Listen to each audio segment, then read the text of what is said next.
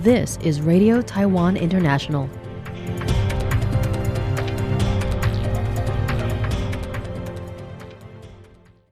Welcome to the news on Radio Taiwan International. I'm Michelle Chang, coming to you from Taipei, Taiwan. We begin with a look at today's top stories for Thursday, August 21st.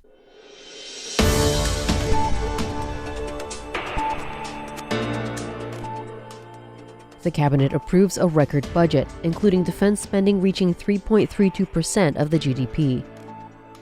Taiwan and Japan will be signing an immigration info-sharing MOU amid espionage concerns, according to Japanese media. And the German foreign minister slams aggressive moves in the Taiwan Strait. But first, today's top story. The Taiwan Cabinet approved the central government's 2026 budget on Thursday, with total spending set to reach a record 3.035 trillion NT dollars, or 94 billion US dollars.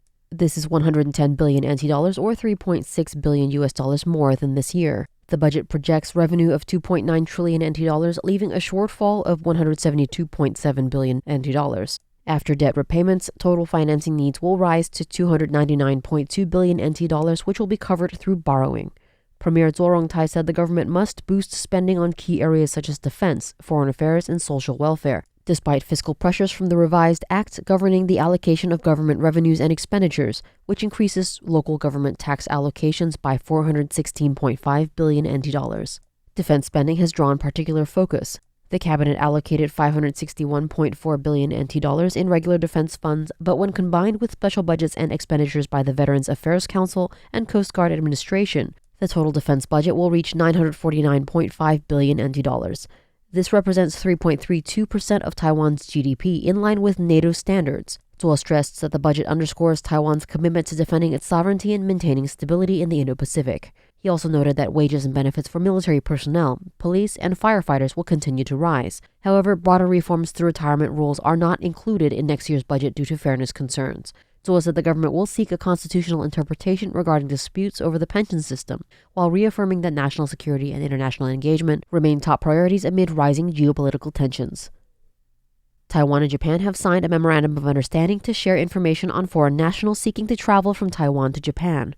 According to Japanese media, the memorandum was created with the intent to prevent Chinese espionage.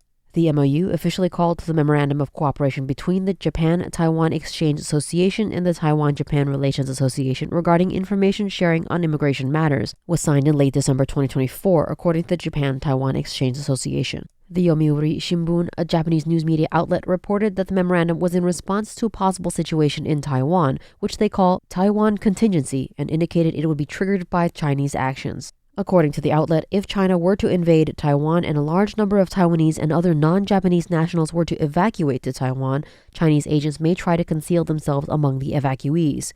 The Japan-Taiwan Exchange Association explained that the MOU was not intended to address the Taiwan contingency, and instead was intended to facilitate information sharing between the two governments to effectively screen individuals in accordance with immigration laws. Taiwan's foreign ministry also further provided clarification on Tuesday that no memorandum was signed between Taiwan and Japan regarding a Taiwan contingency, and noted that Taiwan does not unilaterally provide immigration information to foreign countries. The ministry welcomed the continued close Taiwan-Japan cooperation and strengthening partnership. The German foreign minister blasted China's increasingly aggressive behavior in the Taiwan Strait and linked Beijing to Russia's war in Ukraine during his Asia trip. On his visit to Japan and Indonesia on August 18th, German Foreign Minister Johann Wadephul sharply criticized China's increasingly aggressive behavior in the Taiwan Strait, East China Sea, and South China Sea. He accused Beijing of trying to unilaterally change the status quo and of changing international law and the established regional order. Such actions, he warned, not only threaten Indo-Pacific security but also directly impact Europe and the wider world. Speaking in Tokyo after talks with Japanese Foreign Minister Takeshi Iwaya, Wadephul used unusually strong language to condemn Beijing's effort to shift borders in its favor. He highlighted Chinese military activity around Taiwan and said Europe cannot ignore these developments, stressing that our security does not exist in isolation. He further warned that escalation in such a critical hub of global trade would reverberate worldwide. Any conflict in the Taiwan Strait, he said, would have severe consequences for global security and the world economy. Wadephul argued that Beijing's push for regional dominance was undermining the fundamental rules of global coexistence. The German minister also linked China directly to Russia's war in Ukraine. In a joint statement with Japan, he declared that without Beijing's support, Moscow's invasion would not have been possible. He cited China's role as Russia's largest supplier of dual-use goods and top buyer of oil and gas, support that fuels Russia's war economy. China swiftly rejected the accusations. Foreign Minister spokesperson Mao Ning said on August 18th that regional issues should be resolved through dialogue among local countries, not external forces inflaming tensions. Meanwhile, trade ties remain a complicating factor. Germany's Federal Statistical Office reported that in the first half of 2025, the gap between China and the United States, as Berlin's top trading partner, has narrowed sharply. If the trend continues, China could soon regain the top spot. Still, this economic reality has not eased strategic frictions. The clash underscores the growing strain in German-China relations. While Beijing remains a vital economic partner, Berlin is increasingly seeking to reduce its dependence, signaling a tougher strategic posture towards Taiwan. Joey Chow for RTI News. Passengers will need to wear headphones when using mobile devices on the Taiwan High-Speed Rail, or THSR, after the corporation announced a new policy this Wednesday. Similar to Japan's Shinkansen policies, passengers will also be prohibited from using their phones while in seating areas. THSR chairperson Suze says the corporation wants passengers to be able to rest during their journeys on the trains. He explains that under the current regulations, staff can't do much should passengers decide to speak loudly on the phone or play audio loudly without headphones, despite how disturbing it can be to other passengers. Shi says a revised passenger transportation contract will be announced this Friday, and the changes will take effect a month later for a 3-month promotional period. The THSR may refuse service to passengers who repeatedly violate these guidelines. Having quiet train cars is a mark of quality, explained Shi, adding that officials will run a 3-month campaign to adequately inform passengers of the new policy.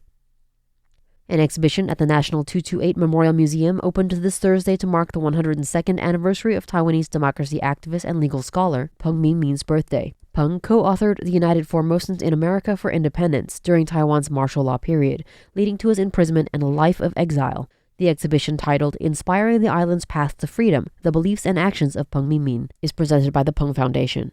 Deputy Secretary General to the President Mark Ho attended the opening ceremony, noting that President Lai Ching-te asked him to pay tribute to those who continue carrying on Peng's legacy. President Lai has called Peng's writing the brightest beacon of democracy, explained Ho, because Peng used his knowledge and courage to expose the lies of the authoritarian government and used his expertise in international law to make Taiwan's voice heard around the world. Many elders and veterans who have fought for Taiwan say that young people have forgotten. Is that true? We've seen many civic movements recently, and during elections, what are young people shouting? Save our country. Isn't this declaration an extension and evolution of Professor Peng Mingmin's message? Therefore, I say his influence on Taiwan will not last just 100 years or 200 years, but will be everlasting. Do you agree? The Sports Administration, to be established this September under the Education Ministry, will have an annual budget of 20 billion NT dollars, which is $657 million US dollars. This Thursday, President Lai Ching-te announced that the budget would be approved by the cabinet later that day. Lai praised Taiwanese athletes' achievements at the World Games in Chengdu this year. The Games, which concluded on Sunday, saw Taiwan take home 5 gold, 6 silver, and 4 bronze medals. The president noted that the women's tug-of-war team earning its 6th consecutive gold medal and the powerlifter Yang Sen breaking the world record with his gold medal win as competition highlights. My eyes were bloodshot when I watched Yang Sen compete. Was I seeing things? No, I wasn't. Many Taiwanese people were moved to tears. Thank you for carrying Taiwan forward for the world to see. You are a warrior of the Taiwan people and a strong man of Taiwan.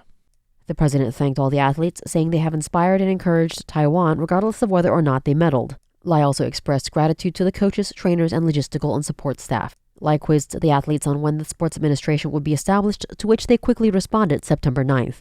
He continues to detail the administration's 3 key goals: promoting sports for all, helping aspiring athletes achieve success, and enabling athletes to leverage their experience post-retirement. The new administration is for all of the athletes and the country, according to Lai. Thanks for joining me for the news. I'm Michelle Chang. Stay tuned for another 50 minutes of English language features brought to you by Radio Taiwan International.